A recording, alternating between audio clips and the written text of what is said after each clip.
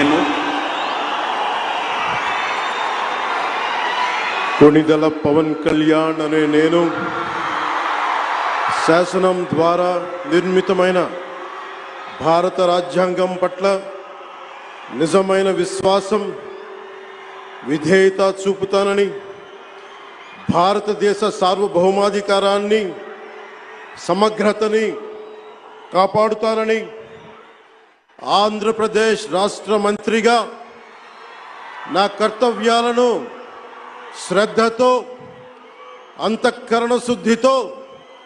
నిర్వహిస్తానని, భయం గాని పక్షపాతం గాని రాగద్వేషాలు గాని లేకుండా రాజ్యాంగాన్ని శాసనాలని అనుసరించి ప్రజలందరికీ న్యాయం చేకూరుస్తానని దైవ సాక్షిగా ప్రమాణం చేస్తున్నాను.